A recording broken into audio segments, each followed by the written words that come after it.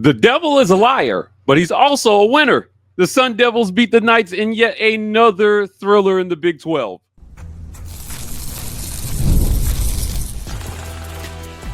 You are Locked On UCF, your daily podcast on the UCF Knights, part of the Locked On Podcast Network, your team every day.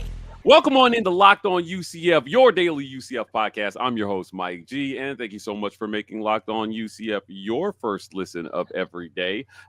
It's Monday, and we're talking about the game on Saturday. This show is brought to you by our friends over at FanDuel, America's #1 sportsbook. They're our title sponsor for the day. We thank them for sponsoring this show. But I'm also thanking Thrift Behringer from Sports Visions Radio for joining me today to talk a little bit about what happened on Saturday. Thrift, it was another barn burner, but the Knights came up short on Saturday. Yeah, I mean, but the game plan, I honestly think it was one of the best game plans UCF has had the entire season. He's had a couple of bad plays that didn't break, and we'll talk about that in a little bit. But I got to make mention, whoever's writing your cold opens, and I think you're doing it. I mean, that's awesome, man. You need to go work for Saturday Night Live or something. Those are really good, dude. Look, on Saturday, the devil is a liar. Look, they won, and you got to give them credit for winning the game. But statistically, UCF dominated this game before we started recording. Thrift, we talked about the statistical difference between these two teams. UCF outgained Arizona State 406 yards to 260 yards. Addison's defense did the job on Saturday, but turnovers, blocked punts, penalties, self-inflicted wounds kept the Knights from winning this one on the road. And it's what you would think the recipe would be needed for UCF to win was a block punt or a turnover there when you have a four-string freshman quarterback starting. But it was Arizona State, the favorite coming into the game. They're the one that needed a lot of lucky bounces. I really was impressed from what I saw from UCF this past weekend. I thought Gus Malzahn's team had a great game plan. Offensively, they did whatever they were supposed to do. You made mention about out-rushing them, out-passing them, out-gaining them in total.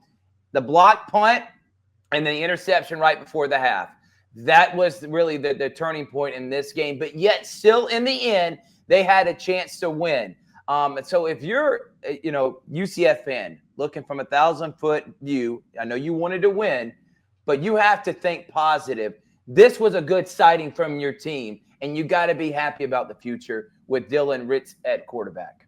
Yeah, look, at the end of the day, the story in this one was no Cameron Skattebo for Arizona State.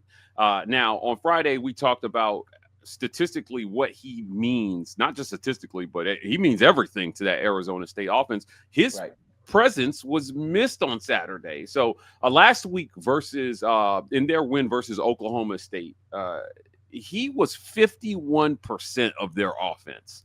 And they had 529 total yards of offense. So you take him away, and then this week they only have 260 yards of offense. So that tracks, Thrift. Yeah, and I know when you look at the box score, you think giving up 35 points, obviously it had to be the defense. Well, it wasn't. The defense gave up just a little bit over 200 total yards of offense, as you made mention, over 250. I really was I like the game plan Gus Malzahn had in this game, and I don't think he got accounted for a block punt, special teams.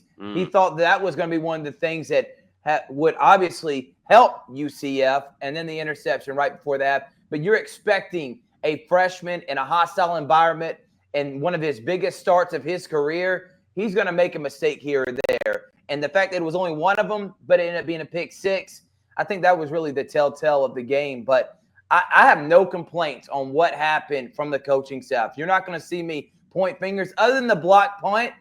That, I guess, special teams. But overall, I give this whole coaching staff at least a B+, close to an A-. Look, the line on this one moved. Again, this is brought to you by FanDuel. The FanDuel line on Friday was, I think, 3.5 points. Vegas nailed this one. UCF loses by 4, but opportunities left on the field. So, before we get to turnovers, our guy Grant Reddick 1 for 3 on field goals. and you in a game that you lost by 4 points, he hits his 2 field goals. You likely win this game, and it's tough. It's tough when special teams play such a huge role in a loss like this on the road. Yeah, exactly right. And you're expecting your kicker to be able to make, especially kicks that are, within his range. I mean, if he makes, he went 1 of 3, he makes all 3 of them, they obviously win this game, as you made mention. So special teams, something that Gus Malzahn, I'm talking about in his career, that's one of his strong suits, has been special teams wherever he's been. This was Achilles' heel. And what you would think would have been the freshman quarterback making his first true road start. No, it was not him. It was the kicker and special teams that didn't come up big in this one. Yeah, look, Rizk is 6 of 9, so he's only missed 3 field goals this year. Unfortunately, 2 of them came in this game, and it was really, really costly for them. But then, speaking of Rizk, he had the interception. And we talk about opportunities left there. It was the only turnover of the game by either team, but it led to points for Arizona State, which ultimately ended up being the difference in this game as well. Yeah, exactly. And you're seeing with Arizona State why Kenny Dillingham, and they're one of the more improved teams in the Big 12, even without their, what you said, it's got to go in. They're in total offense. Being out of the game, they still able to make plays when they needed to. Levitt had 3 touchdown passes. Didn't have a lot of yards. Didn't need to have a lot of yards because you had your special teams taking over and your defense making plays when necessary. But in your opinion, Mike, who was the better quarterback in the game? I think personally, it's tough. It's tough for me because Levitt didn't turn the ball over. No. Like if you ask me who the more talented quarterback is, I think it's Dylan Rizk. But the better quarterback in this game, I think maybe was Sam Levitt. He had 3 touchdowns. He didn't have to do. He came up with the plays that they needed in this one, and he didn't turn the ball over. And the one turnover that Rizk had, which you expect from a young quarterback, ended up being very, very costly. So in my opinion, it was Sam Levitt. Yeah. Okay. And the only reason I brought that up and asked that question is because Dylan Rizk was asked to do more. And as a freshman quarterback, asked to do more on the road, and he only had 1 mistake, in my opinion, 1 costly mistake the entire game. I got to give him credit, man. I honestly think he balled out because if he was in a situation that Levitt was in, maybe he does similar things that Levitt did. I mean, not turn the ball over, game manage, and throw easy touchdown passes because of good field position. So I'm going to lean Rizk. I understand why you picked Levitt. I was just making the point that Rizk was asked to do more, and he had a lot on his shoulders, and only making 1 mistake the entire game. Credit to him for that. Yeah, I'm not mad at that. Now, you guys know how much, if you're listening to this, that we love Pro Football Focus stats. When you look at these 2 quarterbacks, the line's protected at about an equal rate in this one. So Dylan Rizk was under pressure for 24.3% of his dropbacks in this one. And Sam Levitt was under pressure for 25.8% of his dropbacks in this one. So it was pretty equal as far as how well the lines protected these quarterbacks. The opportunities were there for both of them. And then, look, Arizona State took 4 shots down the field in this one of 20 or more yards. He only connected on 1 of those passes. Rizk took 5 shots down the field. He connected on 2 of those passes deep right. And he was fairly accurate from 20 yards and in. It just comes down to, again, turnovers and opportunities missed. RJ Harvey continues to be a guy for UCF. He's one of the best backs in the country. As a matter of fact, I think the only guy you can really say that's better than RJ Harvey right now in the entire country is Ashton Genty at Boise State. He's absolutely just tearing it up right now. But Harvey had 25 carries for 127 yards, 5.1 yards per carry, and 3 TDs in this one.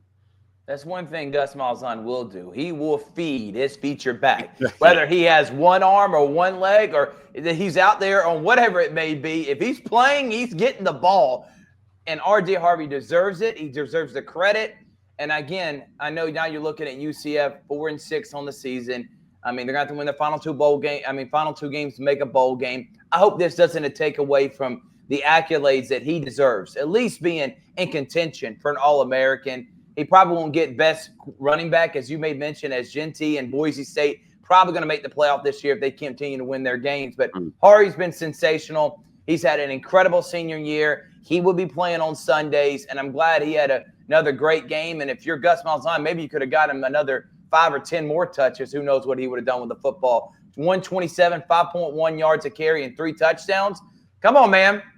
I give it to him 35, 40 times at this point. Oh, man. Look, they had balance. So they had 34 passes to 37 rushes as a team in this one. But look, RJ Harvey is one side of the coin. Dylan Rizk is the other side. I still think even though they lost, the Rizk experiment is working for Gus. We're going to talk more about that after a quick word from our sponsors. Today's episode of Locked On UCF is brought to you by our friends at FanDuel, America's #1 sports book. Look, if you took UCF in the points, you just barely missed in this one. But coming up next week, you guys are going to continue to bet. I know I'm going to continue to bet. And I'm going to continue to bet on UCF until they bring it home for me finally. So no matter who you bet on, go check out our friends at FanDuel. You'll get started with $200 in bonus bets guaranteed when you place your first $5 bet. That's FanDuel.com. Dylan Rizk is the gift that keeps on giving for Gus Malzahn. Again, the redshirt freshman was 24 for 34 for 229 yards. Only 6.7 yards per throw in this one. So that's pretty tepid. We talk about one interception, but I don't think he lost this game because of Dylan Rizk. I think that he has cemented himself as not only the guy for the rest of the season, but he should be the leader in the clubhouse, I think, going into the spring to continue to build on what he can do, not only with his arms, but with his legs. I know there's a lot of, conversation about what's going to happen next year for the future of, UCF football. This is the future, okay? Yeah. And I hope Gus Malzahn, who I'm hoping will get another season under his belt now that he has a quarterback he can build under. And now this guy's getting valuable. And you talked about this a few weeks ago. Many people were saying, oh, he's playing against a third or fourth string. That's still valuable experience. Now he's starting in a hostile environment against Arizona State. It came down to the wire, and he had his team in a position to win. That's all you can ask for a fourth-string quarterback, Mike. Yeah. You wanted him to be better than that? I don't think there's many quarterbacks out there that would be thrown in the fire that he has, who didn't take many first-team snaps until halfway through the season, and to have his team within a chance to beat a 6-2, which now 7-2 Arizona State team. Yes, I agree with you 100%. This guy's the future, and if they don't want him to be the future, I bet there's plenty of other teams that would sign up to take on Dylan Rizk. Yeah, look, in today's college football, you got to have quarterback figured out, and you need a guy who can either make plays or can go out there and manage the game and not lose the game for you. I think that Dylan Rizk is that quarterback. Now, I know he had the one interception that led to points for Arizona State, but the points were there in the kicking game. You didn't make them, right? Dylan Rizk has nothing to do with that block punt. It led to points for them as well, too. So you're talking about potentially a 13-point swing outside of anything in Dylan Rizk's control on Saturday, with 7 points off of the block punt and then 6 points in missed field goals. And you win this game if you score in the 40s. Yeah, Mike. This guy put up 31 points and over 400 yards against a really good defensive team in Arizona State. Yeah, I'm not blaming him at all, and that is solely on special teams, which I know they got to look in the mirror and think, man, if we come up big here, either don't have the blocked return for a touchdown or hit the 2 field goals, either or. You didn't need both of them. You had either or. You win this game. I cannot state how impressed I've been with this young man. Mike, I don't know many stories. I'm going to have to go back and do some more research that fourth-string quarterback comes in and has been this successful in a short tenure. I get it. But to take over the way they have and rejuvenize, bring energy with the fan base and within this program, Gus Malzahn has, I think, found his savior. And I'm hoping this guy continues finishing out strong and hopefully gets the Knights into 6-6 and maybe a bowl game. Look, I think that he did well enough that this was a pretty good Arizona State defense that they went up against. It was a much better defense than last week versus Arizona. Right. And part of RJ Harvey being able to run for 127 yards and average 5 yards a carry, that's the first time every 2 times he touches the ball, is that the quarterback is enough of a threat that a defense like this can't stack the box and stop RJ. Now, the offensive line hasn't been perfect, but I think they've been serviceable enough so far this season. And Dylan Rizk is going to continue. Like, a good quarterback can really help cover offensive line woes. Number one, by making good decisions and getting the ball out of his hand quickly, which I think that Rizk does a good job of. He does a good job of extending plays as well, Thrift, and making things happen with his legs when he needs to, but not overly relying on his athleticism.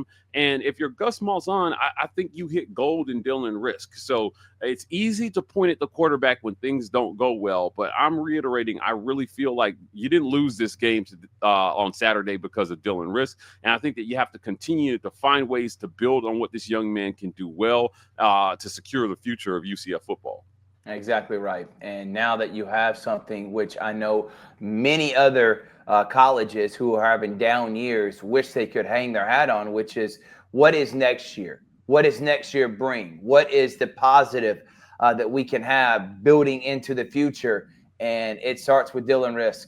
And another great game from him. It's 3 straight performances, whether it be late in the second half from a few weeks ago, the entire Arizona game, or this game, except for the interception. He's played really good football. And who knows, if he had played the whole year, it makes you think, what would be UCF's record right now? I'm not saying undefeated, but I don't think it'd be 4-6 either. Yeah, you might be on the right side of a bowl game already if Dylan Rizk is your quarterback. Hindsight is 20/20.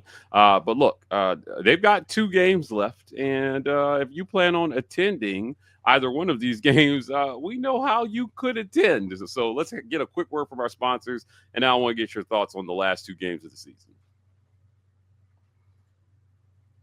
This episode of Locked On UCF is brought to you by our friends at Game Time. Game Time has a new feature, Thrift, called Game Time Picks that makes getting tickets to see your favorite team play live even easier.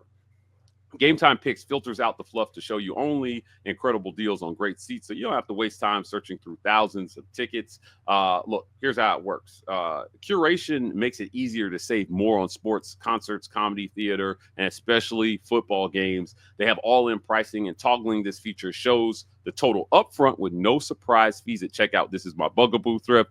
I think a ticket costs $100, and I get to check out, and it's $200. Yep.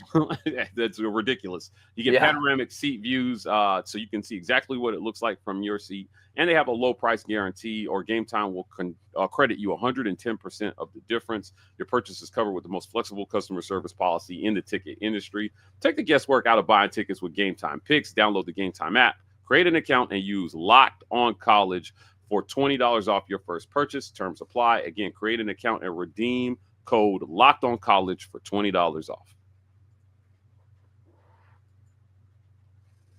UCF closes out the season, Thrift, with West Virginia and Utah. Yeah. And if you win these 2 games, you make a bowl game. My first question to you, sir, is, can UCF do it? Can they win these last 2 games and make a bowl game, which would be huge for Gus, I think? I think it would be very huge. And I also think it helps having a bye. So got a bye this week. Then they go at West Virginia. Morgantown's never easy, but they're 5-4. That's still winnable.